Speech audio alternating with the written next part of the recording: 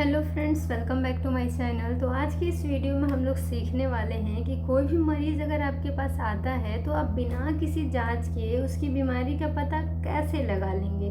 आप सोचते होंगे कि आप जब लक्षण बताते हैं तो डॉक्टर पूरा सुनते क्यों नहीं हैं। डॉक्टर अगर पूरा सुनते भी हैं तो उन्हें बीमारी का पता कैसे लग जाता है। तो इन्हीं सब का जवाब हम लोग इस वीडियो के अंत तक समझने वाले हैं।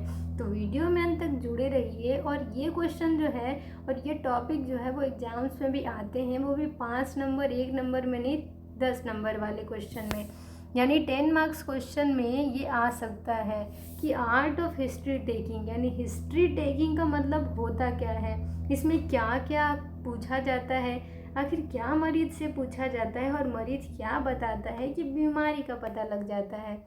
तो चलिए वीडियो को स्टार्ट करते हैं। तो वीडियो में अंत तक जुड़े रहिए। The art of history taking, often referred to as a patient interview or medical history, is a fundamental skill in the healthcare. It involves gathering information about a patient's medical, social, and personal background. A comprehensive history is essential for making accurate diagnosis and developing effective treatment plans. Here's a detailed overview of the art of history taking.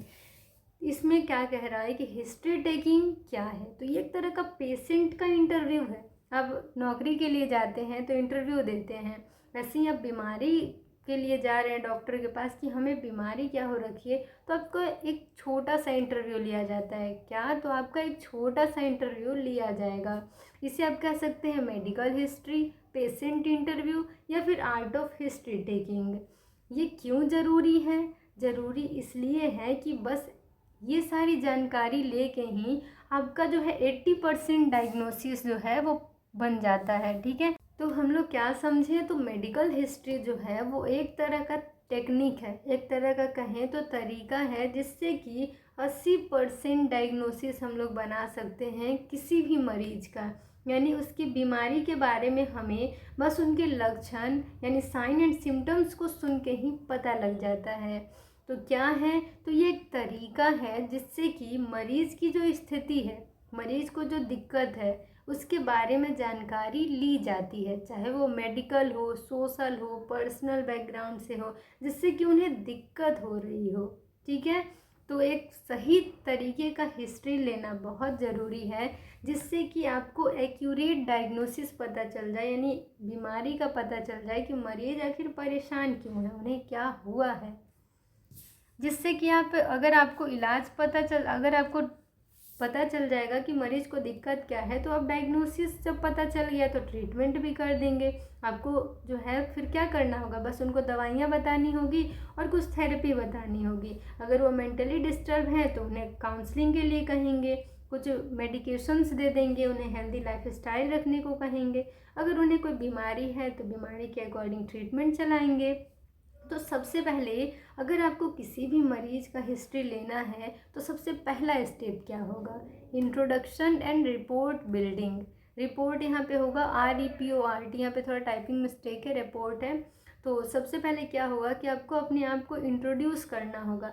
जैसे कि मैं किसी का अगर introduction ले रही हूँ तो सबसे पहले खुद को इंट्रोड्यूस करना होगा कि मैं क्या हूँ और मैं आपके पास क्यों आई हूँ। ठीक है, वैसे तो मरीज आते हैं डॉक्टर के पास, लेकिन कभी कभी ऐसा होता है कि अगर मरीज वार्ड्स में या फिर हॉस्पिटल में अगर एडमिट हैं, भर्ती हैं, तो डॉक्टर्स भी, स्टाफ भी वहाँ जाके उनकी हिस्ट्री लेते हैं, जिससे कि उनकी स्थिति का पता लग पाए।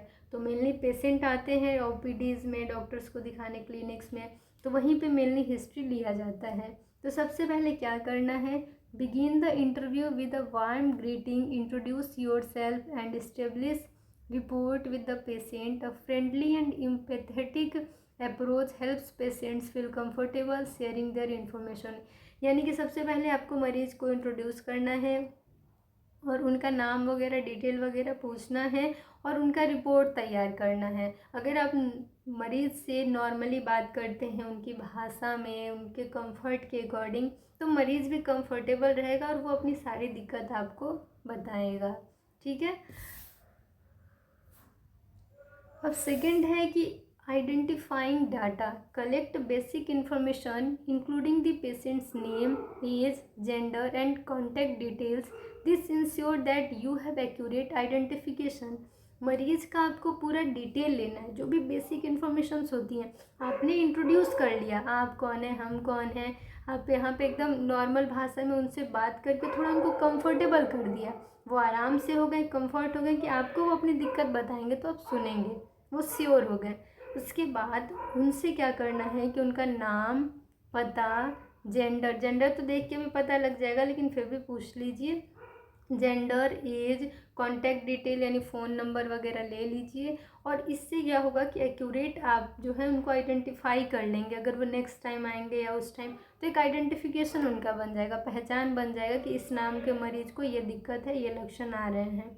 नेक्स्ट है कि आप आइडेंटिफिकेशन कर लिए, इंट्रोडक्शन कर लिए। थर्ड में क्या होगा कि उनके चीफ कंप्लेंट्स को सुनना है। चीफ कंप्लेंट्स का मतलब है कि उनको क्या दिक्कत हुई है जिसके कारण उन्हें हॉस्पिटल में आना पड़ा है। Ask the patient to describe their primary reason for seeking medical attention. This helps you understand their main concern.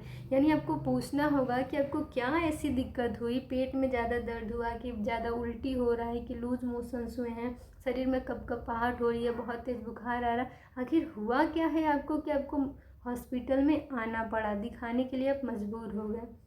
तो ये आपको पूछ लेना है कि उनकी मेन दिक्कत क्या है, चीफ कंप्लेन क्या है। नेक्स्ट प्रेजेंट इलनेस, यानी कि अभी उनको क्या दिक्कत हो रही है ये पूछना है। Explore the current health problem in detail. आपने पूछ लिया कि किस दिक्कत के कारण आप हॉस्पिटल आए, अब उसको और एक्सप्लोर करना और डिटेल में पूछना है।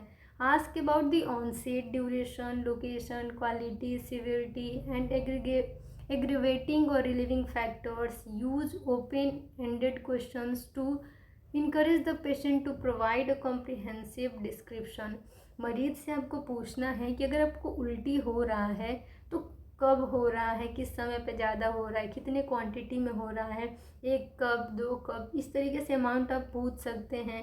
आपको दर्द हो रहा है तो कहाँ पे हो रहा है, दाएं साइड, बाएं साइड, आपको दर्द जो है पीछे भी तो नहीं होने लग रहा पीठ में, तो ये सब पूछना है कि दर्द जो है एक जगह रह रहा है या फिर दूसरे जगह भी शिफ्ट हो रहा है, रेडिएट हो रहा है, ये सब पूछ लेना है। अगर आपको दर्द हो रहा है तो माइल्ड है, मॉडरेट है, सीवियर है, कम है, ज़्यादा है, कैसा है, आप क्या चीज़ें कर रहे हैं, चल फिर रहे हैं तो आपका दर्द जो है बढ़ जा रहा है, या काम कर रहे हैं, खा रहे हैं तो किस चीज़ में आपको दिक्कत और ज़्यादा हो रही है, क्या करने में। और ये भी पूछना है कि आप कुछ दवाइयाँ ले रहे हैं या फिर क्या करने पे आपको आराम मिल रहा है। तो आपको जो है सारी डिटेल लेनी है कि कब आपको हो रहा है, सुबह शाम दोपहर, किस समय ज़्यादा दिक्कत हो रहा है, कहाँ पे हो रहा है, कम हो रहा है, ज़्यादा हो रहा है, कितना सीवियर है, क्या करने पे और ज़्यादा दिक्कत आपको होने लग रही है, क्या आप ले रहे हैं तो आपको आराम मिल रहा है। तो ये सारी चीज़ें जो है मरीज से आपको पूछनी है। उसके बाद हिस्ट्री ऑफ प्रेजेंट इलनेस, यानी कि investigate any prior episodes of related symptoms as well as the impact of the illness on the patient's daily life. यानी आपको ये भी पूछना है कि अभी जो आपको दिक्कत हो रखी है क्या वो पहले भी हुई थी आपको या ये पहली बार है। यानी उसके हिस्ट्री के बारे में थोड़ा पूछ लेना है कि घर परिवार में भी हुआ था, ये लक्षण जो है पहले भी आ रहे थे, इससे पहले कुछ इससे जुड़ा हुआ था, या ये बीमारी आपको पहले भी हुई थी। तो आपको ये सारी डिटेल पूछ लेनी है। और ये भी पूछना है कि ये आपको डेली लाइफ को, यानी आप डेली काम कर रहे हैं, खाना पीना खा रहे हैं, तो आपको जो दिनचर्या है उसको ये डिस्टर्ब कर रहा है, जो बीमारी है उससे आपको दिक्कत हो रही है डेली या नहीं हो रही है।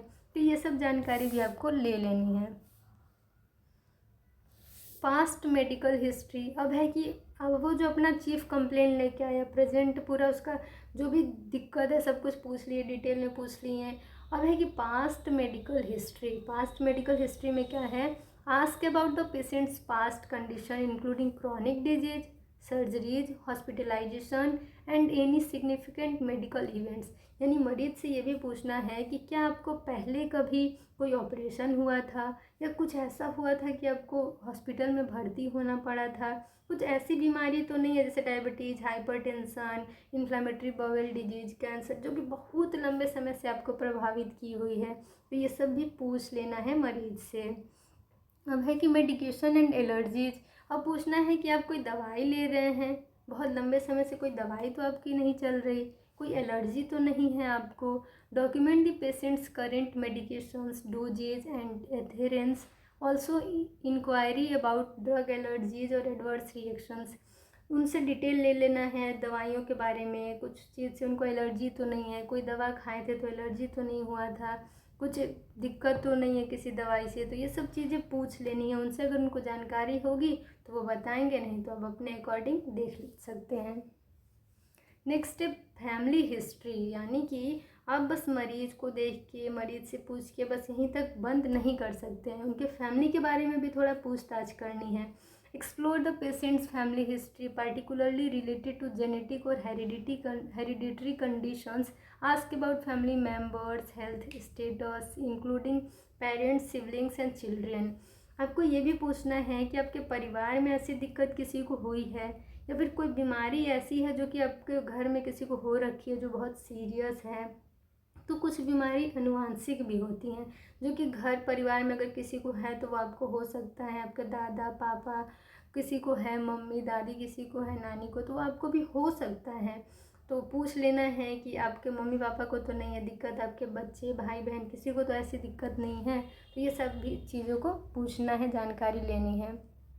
नेक्स्ट है social history. Gather information about the patient social and lifestyle factors such as occupation, living situation, marital status, tobacco and alcohol use, recreational activities and diet। यानी मरीज की सोशल हिस्ट्री के बारे में भी पूछ लेना है, वो क्या काम करते हैं, किस तरीके से उनका खान पान है, रहन सहन है, शादीशुदा हैं या नहीं, वो कुछ जैसे सिगरेट वगैरह पीते हैं, कुछ गुटखा तंबाकू यानी टोबैको, कोई स्मोकिंग करते हैं, कोई शराब पीते हैं, अल्कोहल लेते हैं। तो ये सारी चीज़ें भी उनसे पूछ लेनी है, उनके डिटेल्स को और ज़्यादा डिटेल में पूछना है, ताकि आप श्योर कर लें कि उन्हें दिक्कत किस कारण हो रही है और क्या उन्हें दिक्कत है एक्चुअल में। अब है कि पर्सनल हिस्ट्री भी लेना है। सोशल ले लिए, मेडिकल ले लिए, पहले की हिस्ट्री ले लिए, पास्ट मेडिकल हिस्ट्री, पेरेंट्स की ले लिए। अब हमें क्या करना है, उनकी पर्सनल हिस्ट्री भी लेनी है। Inquire about the patient's personal background including educational level, significant life events and coping mechanism. यानी मरीज से उनकी भी हिस्ट्री लेनी है, उनके बारे में भी कि वो पढ़े लिखे हैं या नहीं, उनको जानकारी है कि नहीं, कैसे रहना है, कैसे क्या करना है, साफ़ सफाई दुनियादारी, मतलब सब कुछ उनसे जो है अच्छे से पूछ लेना है, जितना आप पूछ सकते हैं। तो उनके बीमारी से जुड़ी जानकारी आप उनसे पर्सनली ले सकते हैं। Review of system, systematically review various body system to detect any symptoms और abnormalities outside the chief complain. यानी कि उनके सिस्टम्स के बारे में भी, जैसे respiratory system, cardiovascular system, gastrointestinal tract, तो उन्हें जो है सारी चीज़ें के बारे में उनसे जानकारी ले लेनी है। कहीं आपको हार्ट की दिक्कत तो नहीं है, कहीं बीपी बढ़ी तो नहीं रहती है, शुगर की दिक्कत तो नहीं है, पेट में ज़्यादा गैस तो नहीं बनता है, जॉइंट्स में दर्द तो नहीं, यानी सब कुछ आपको जो है अदर जानकारी भी जो दूसरी बीमारी हो सकती है उसके बारे में भी पूछ लेना है कि आपको ऐसा हो तो नहीं रहा है, या पहले से कोई दिक्कत तो नहीं है। तो ये सारी चीज़ों के बारे में भी आपको पूछना है। सेक्सुअल एंड रिप्रोडक्टिव हिस्ट्री, तो ये सारी चीज़ें भी आपको डिस्कस करनी है कि आपका सेक्सुअल हेल्थ कैसा रहता है, कोई कॉन्ट्रासेप्टिव डिवाइस तो नहीं इम्प्लांट हुआ है आपके बॉडी में, कोई मेडिकेशन तो नहीं ले रही हैं कॉन्ट्रासेप्शन के लिए, प्रेग्नेंट हैं या नहीं हैं, प्रेगनेंसी में कितने बच्चे हुए हैं, कोई दिक्कत तो नहीं हुई थी, ऑपरेशन हुआ था या नॉर्मल, यानी जानकारी ले लेना है। थोड़ा रिप्रोडक्टिव हिस्ट्री भी ले लेना है, सेक्सुअल प्रैक्टिसेज के बारे में ये सभी हिस्ट्री उनसे लेना है। नेक्स्ट है psycho social and mental health. Address the patients emotional wellbeing, stressors and any symptoms of anxiety, depression और अदर मेंटल हेल्थ कंसर्न्स। यानी मरीज से उनके मेंटल हेल्थ के बारे में भी पूछ लेना है, क्योंकि उन्हें एक्चुअल में कभी कोई बाहरी बीमारी, दिखने वाली बीमारी नहीं होती है, लेकिन मेंटल बीमारी यानी वो दिमागी तौर से बहुत परेशान होते हैं, स्ट्रेस में होते हैं, डिप्रेशन होता है, एंजाइटी, बहुत टेंशन होता है, तो वो इंसान भी बीमार होते हैं, लेकिन वो बस दिखते नहीं हैं। तो ये सारी चीज़ें भी उनसे पूछनी है मरीज़ से कि कहीं आपको कोई बहुत ज़्यादा टेंशन तो नहीं है, स्ट्रेस तो नहीं है, डिप्रेशन में तो नहीं है। तो ये सारी जानकारी भी उनसे लेनी है। Closing and summary. Summarize the key points discussed during the interview. Ask the patient if they have any further questions or concerns. अब लास्ट में उनसे आपको जो है ये भी पूछ लेना है कि कुछ और दिक्कत तो नहीं है आपको, कुछ और तो नहीं आप बताना चाहते। तो ये सारी चीज़ें पूछने के बाद, समराइज़ करने के बाद आपको अब उनका मेडिकेशन लिखना है, जो भी ट्रीटमेंट है वो लिखना है, कुछ जांचें लिख देनी है, ठीक है, जिससे कि कंफर्म हो जाए कि उनको दिक्कत क्या है। वैसे भी ये सारी जानकारी लेने के बाद लगभग 80% डायग्नोसिस के बारे में आपको पता लग जाता है कि मरीज़ को क्या दिक्कत हो रही है। और जो 20% है वो जो जांचें होती हैं, जैसे डायग्नोस्टिक में आप देख सकते हैं कि CT, MRI, एक्सरे, अल्ट्रासाउंड और भी बहुत तरह की जांचें होती हैं, ब्लड इन्वेस्टिगेशंस होती हैं, CSF कल्चर होता है। वो बीमारी पर डिपेंड करता है किस तरीके का इलाज करवाना है। तो इस तरीके से हमारा जो है क्लोजिंग एंड समरी कर देना है। फिर नेक्स्ट आपका क्या है, differential diagnosis and plan based on the information gathered considered possible diagnose and outline and initial diagnostic and treatment plan. यानी कि आपने इतनी सारी जानकारी ले ली, इन्फॉर्मेशन गैदर कर लिया, अब उन सभी चीज़ों को ध्यान में रखते हुए उनका ट्रीटमेंट प्लान करना है और कुछ जांचें लिख देनी है। Informed consent explain any recommended diagnostic test procedure or treatment and obtain the patient's informed consent। यानी मरीज़ से कंसेंट ले लेना है कि उनको जो है ये दिक्कत है, इसके लिए ये जांच करवानी होगी आपको, इसके लिए ये सर्जरी करवानी होगी या ट्रीटमेंट करवानी होगी। यानी मरीज़ को सब कुछ समझा देना है, उनको बता देना है। नेक्स्ट है open dialogue, ensure that the patient feels heard and involve in their care, encourage questions and clarify any uncertainty. मतलब मरीज़ से पूछते रहना है कि आपको समझ में आ रहा है क्या दिक्कत हुई है, आपको ये बीमारी है, ये चीज़ें हैं, तो आपको ये करेंगे, ये इलाज होने वाला है, ये दवाइयाँ आपको खानी है। तो मरीज़ से थोड़ा मतलब ओपन कम्युनिकेशन कर लेना। ये नहीं कि मरीज़ का ध्यान कहीं और है, उन्हें कुछ समझ में नहीं आ रहा आपका भाषा, आप बोलते जा रहे हैं, पूछते जा रहे हैं, तो ऐसा नहीं, मतलब ऐसा कम्युनिकेशन करना, ऐसा बात करना है कि मरीज़ भी समझे और आप भी उनकी बात समझ सकें।